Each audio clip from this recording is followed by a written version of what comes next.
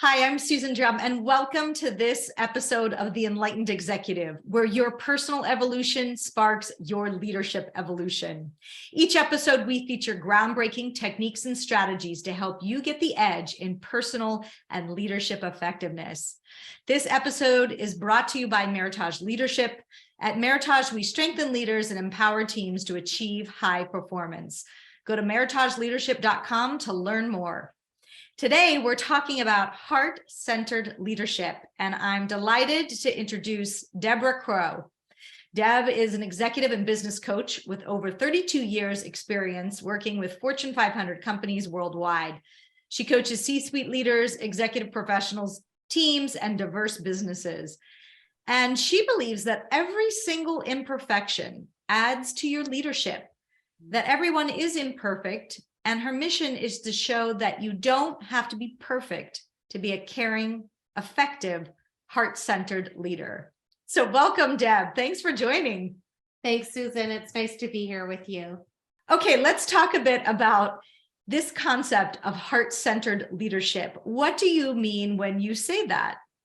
Heart-centered leadership, my definition is honoring your connection with people. So it doesn't have to be a philosophy. To me, it's a definition, and the definition drives the behavior. Got it. And so what is the behavior of a heart-centered leader then? So when you honor your connection with people, you're exuding heart-centered leadership qualities. You're listening, not for the sake of responding as a heart-centered leader. You are not looking for reciprocity if it's a colleague, a friend, a family member, because leadership shows up in different ways over the course of our day. So listening to listen, and sometimes there's not going to be a response needed. That's a honed skill that heart-centered leaders do, and they do very well. And being able to hone into your executive team, other C-suites, your organization at large, but really being there for that person and not for the sake of reciprocity, because people are always quick to process and think, what should I say? How do I need to respond? We just need to capture and be present in that moment.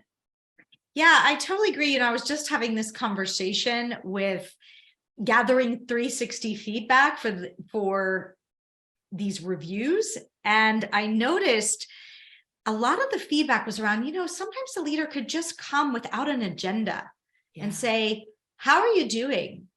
What's keeping you up at night? Where are you struggling? What's been really exciting for you these days?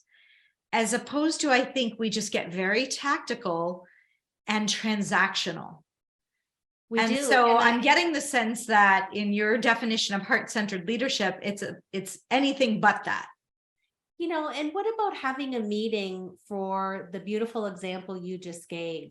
Just to say, hey, Susan, I just wanted to get together to check in. How are you doing? And is there anything I can help you with? Is there anything, at home that might be a barrier for you today? Like, how are you doing? Not you, not your team, not your numbers, nothing business driven, and pulling out the business acumen and just honoring the connection person to person.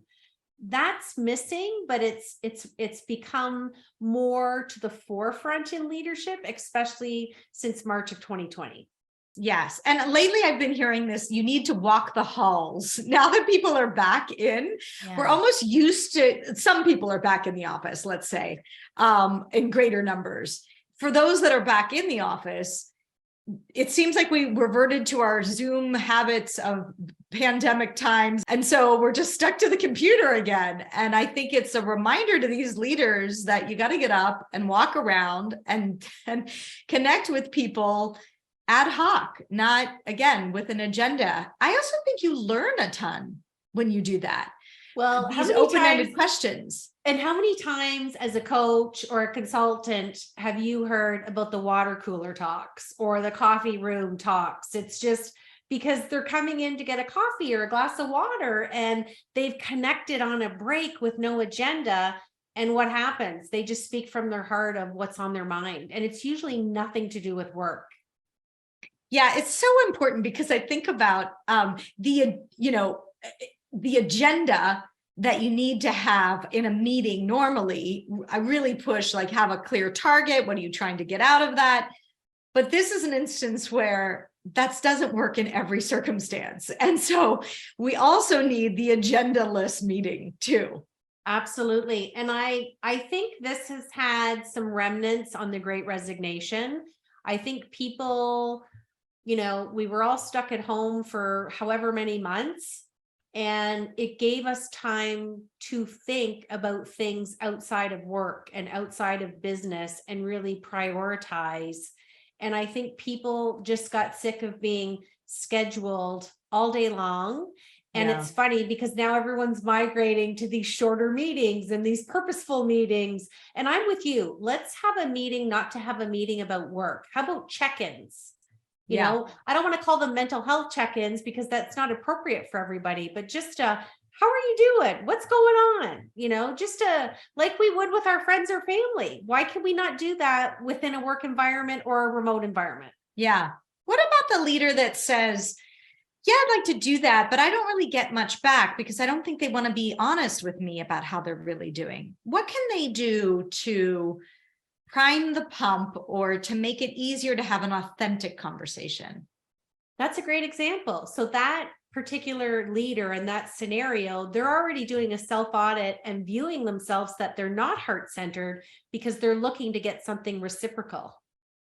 It's not about them. It's about sitting with that employee and really developing, or maybe reestablishing is a better word, the trust and rapport that could have been lost and has been lost, whether it's COVID, things that have gone on within the organization. That's up to the leader to recognize there's been a change and it's not about them. And if you lose trust and rapport in a relationship, whether it's work or personal, it's something that's really hard to get back. And sometimes it's not fixable. Well, I think sometimes it's not always easy, let's say, for a more junior employee to be really honest with their boss on how's it going, right? So they may feel intimidated. They may feel like it's not appropriate. They may feel like they may be judged for it. How does a leader just make it as safe as possible to have that type of conversation? Because I could imagine, and I've heard leaders say, yeah, I do what you're talking about. And they're like, yeah, everything's great. No, I'm doing well. All good. 2 thumbs up. And the leader's like, I don't know if that's really true. Well, I'm going to list 2 leaders that I think do this really well. Gary Vaynerchuk does it because he walks the walk, talks the talk, and he can recognize through nonverbal communication when somebody says, oh, I'm good. Not 99% of the time they're not good. That's an invitation for a leader to be heart-centered and say, let's have a chat. Let's go have a coffee. And Mike Sievert at T-Mobile, he does this seamlessly. Like it's so organic and natural for him. And you see him all over social media, from a junior person, whether it's a repair center, their customer center, right up to working with his senior team. He just does it brilliantly because he's open and he listens and he's watching for what they're not saying. So going back to the first question, when you're listening and you're really listening, a heart-centered leader can hear what's not being said because they're so tuned in to the emotion of what is being said. Right. And then it's a question of how do you then deal with that, right? So say I can tell that they're not authentic. And one of the things that I've seen is you could certainly just get a little more specific with your questions besides just say, how's it going? Because our default answer to that is fine. I'm fine. Yeah. Or that's a default, or the other one is busy. So busy. We're all just so busy, right? But think about it. When's the last time you asked someone, how are you doing? Busy. Yeah. And you know what? I am the busy police. There's 3 words that are not allowed in languaging when you're working with me: busy, sorry, and just, because they're unintentional. I would rather somebody say, when someone says, how are you doing? I've got a fairly productive day, but I do have a break. Like find your word, but we're all busy, but are we busy or are we unproductive? Yes. I mean, we have our time filled with stuff. It doesn't mean we're productive. Well, what I found helpful is to perhaps get a little bit more specific with the questions. Like I said earlier, what's been the most exciting thing that's been going on, to leave it open? And then and what's keeping you up at night? That's like a little bit more, I'm really opening the door to hearing where things are bad. Because people may not realize, does she really want to know how bad? Or is she just kind of being polite and stopping by and saying hi? And when you ask more specific questions where you both give them showcase to show what's going well, but ask some more pointed questions about places that they're struggling, I think it shows what you're truly after, which is the authentic response, not the fine or busy response. And I think you're seeking out empathy. And another strategy that I've used with leaders is maybe start off with something yourself that you're looking to get from your question. So you had alluded to what's keeping you up at night. Instead of asking a question, just say, hey, Susan, I'm so glad we met today. Can I share something with you that's going on in my life? And they're probably going to think, oh my gosh. And of course they're going to say, sure. And then they can let down their leadership speak and just connect and be that person to person. That just sets a foundation for such a beautiful open conversation, because right away they're thinking, oh my gosh, my leader is sharing this with me. This is really a safe space. Mm-hmm. So modeling the vulnerability that you want to see in others is going to go a long way for that. People look at leaders and think they don't have any problems and their life is so wonderful. And you and I know different than that. I think the ones that model this they're just amazing heart-centered leaders. And vulnerability, you can look at everything out there. And Brene Brown talks about this. It's a strength in your toolkit. It's not a weakness. And what a world it would be if every leader gave a little bit of vulnerability, and all of us would be out of business, because every culture and every organization would be healthy and vital. Now, how do you use these concepts with your clients? I had a leader from a global tech company, and he was the CEO, but he was also the owner. So his leadership style would be, Susan, I pay you a lot of money. You're on my executive team. With some explicits in there, just go do your job. There shouldn't be a problem, Susan, right? So where is the openness for you to come and talk to the CEO when you're on the executive team? And he was a very systematic thinker, a very shame and blame. So we did a lot of team building, and I have my heart-centered leadership poster, and it's the foundation to talk about qualities. It's not the be all and end all, but it's the top 20 that I think. And we always start with the leader. What are your top 3 today? And what's the one that you're really trying to work on? Listening is always in the top 3. It kind of deflates the elephant in the room, and it allows the silence where you could hear a pin drop. Yeah. And then everyone goes, okay, we're going to get somewhere. So it's helping those leaders who don't speak openly. Emotional intelligence doesn't come out easily in their vocabulary or their leadership style.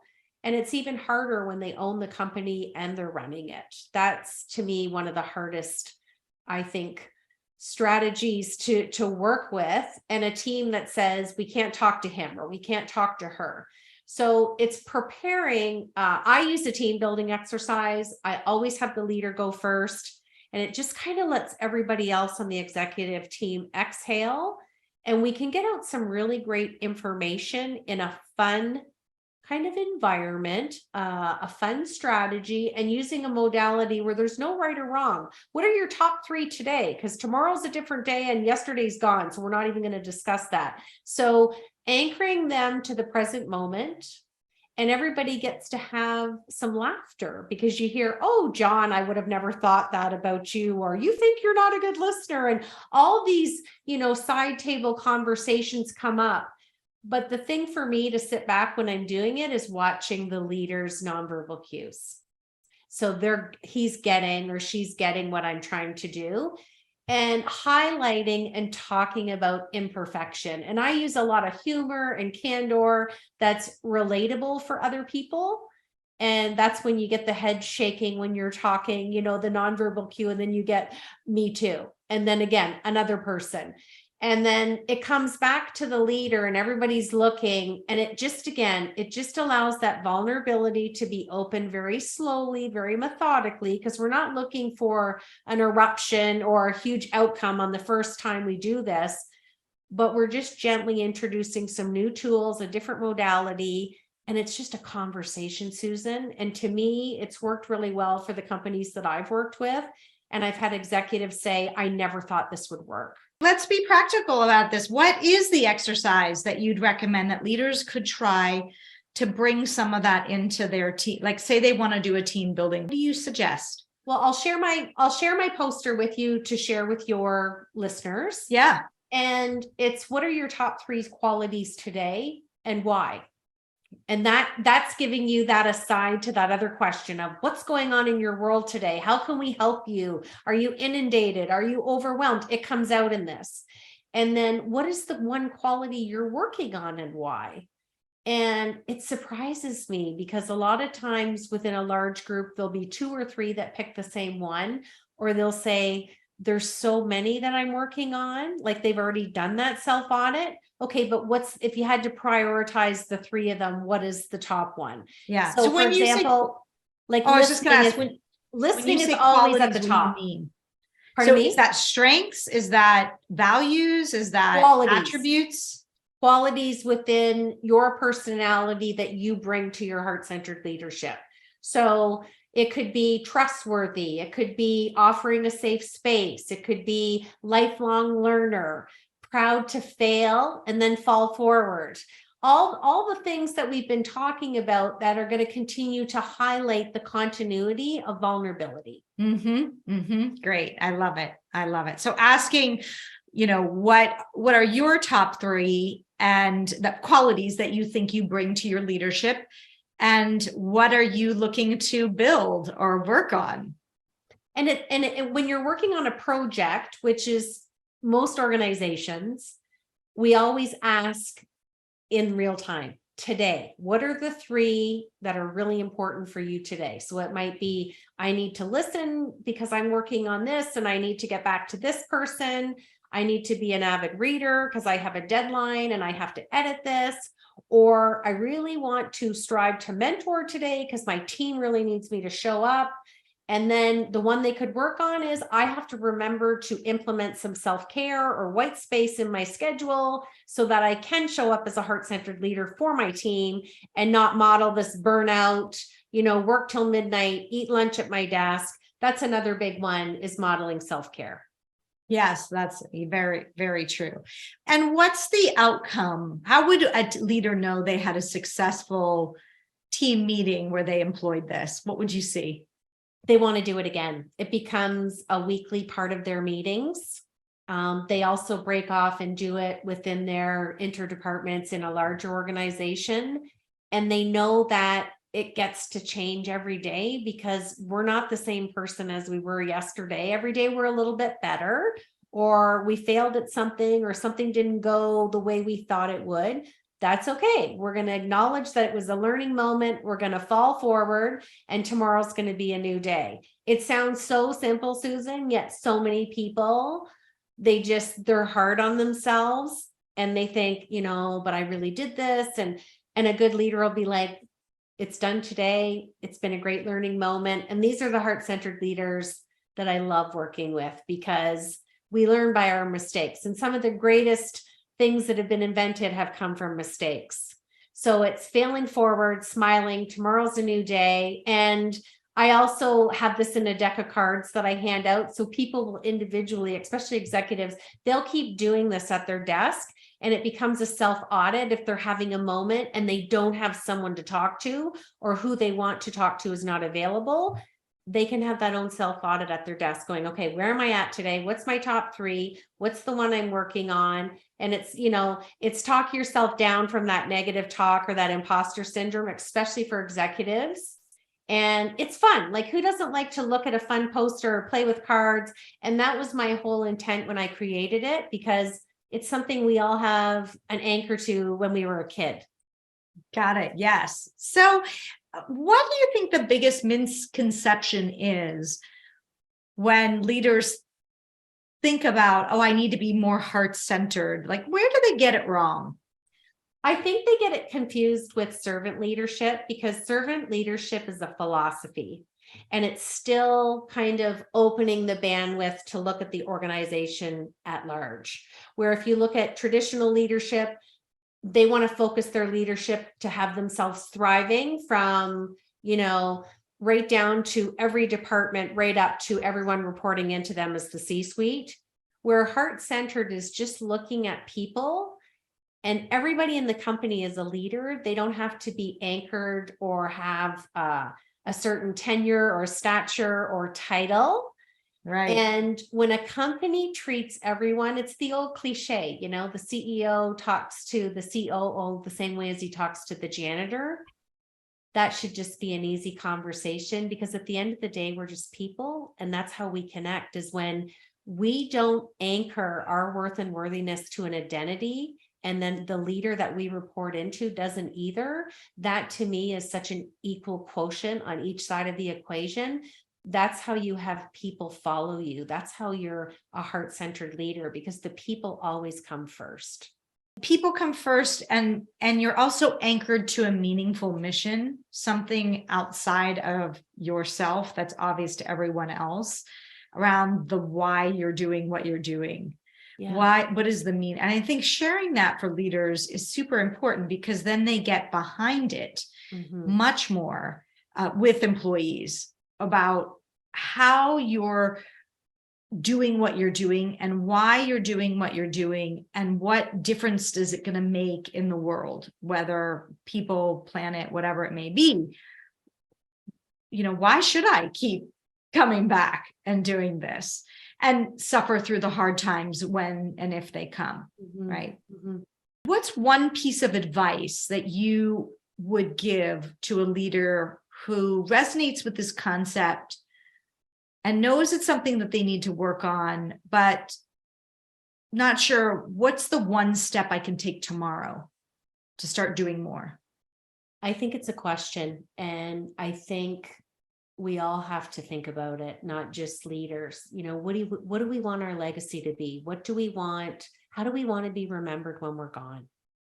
And, it's embracing that whole people over profit kind of analogy that people talk about, but not just saying that, but behaving your brand. If you're a heart-centered leader, behave like a heart-centered leader. It's not a title unless the behavior goes with it. So for me, when I go, I want people to say, she created all these heart-centered leaders all over the globe. And because I was told 30 years ago that, this type of languaging wasn't in business acumen, and I was too happy and too smiley and too chatty, and I never stopped. I just kept going. And here we are 32 years later, and everybody's got it in their lingo. And to me, it makes me think of my uncle. My uncle passed away in the summer, and he was a high school teacher all his life. He was born in Ireland and then came to Toronto, Canada. And he never married or had kids. And what he did was he helped Mother Teresa in Calcutta build 4 orphanages for children that were born from prostitutes and not a normal birth. Let's just put it that way.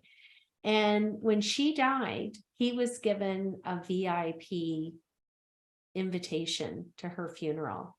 Wow. And I never felt so proud. And I remember saying to him, what do you want your legacy to be? And he said that I helped people. And I always thought with my head and my heart aligned. And he said, I didn't have kids, but I got all the kids when I worked with Mother Teresa. And they talked about that at his funeral. And it just it really brought tears to my eyes. And I thought, he was such a great role model for me. And he would tell me in my 20s, just keep going. Don't listen. Just be yourself. Stay in your own lane. Just keep going, because no one's ever going to argue with love. And now I look at where the world is, and he was right. Yeah. So why is this message more important than ever? We are such a disconnected world. I mean, we have technology and it's wonderful and we're borderless that way, but there's just so much hate in the world. And one of my top values in my life and in my business is peace. And it sounds so simplistic, but we need to listen to each other more. And when I created my heart-centered leadership poster, something happened that I never even thought about. And I had leaders in other countries that I was working with say, can you please translate this into our language? And I thought to myself, heart-centered leadership plus diversity, equality, and inclusion equals a universal language. And love is a universal language. And I think if we can all get on that level and that playing field globally, I think peace will come. And it's something for me that I put out there every day. And it just feels good at the end of the day, Susan, to lay your head down on your pillow and know that you gave the best of yourself every day. And you're helping people see that heart-centered leadership has its place in the world. Absolutely. And that's where you and I are connected. I love your message, Deb. I mean, I believe it so much. The current level of divisiveness and fear and anxiety and disconnectedness really have us pause and look at how are we going about business? How are we going about our lives? And how can we shake things up to shift the course? So thank you for being on the show today. Where can people learn more about you and your work? So my website is Deb Crowe, and Crowe has an E on the end. It just means I'm Irish.com. Everything's there. And I'm so grateful to you and glad that our paths have crossed. And I know that I love sharing this space with you. So thanks for having me. Absolutely. Thank you for joining. This was a great conversation and love your mission as well. And if you like this episode, you're not going to want to miss my interview with Brian Andres Helmick, who believes the core reason behind your goals are at least as important as the goals themselves. And then if we just listen, the way forward will reveal itself. Let's lead the way. Hope you enjoyed today's episode, and I'd like to point you to the next important step. Hit the subscribe button and the bell to get notified when we release new content. I'll see you on the next episode of The Enlightened Executive.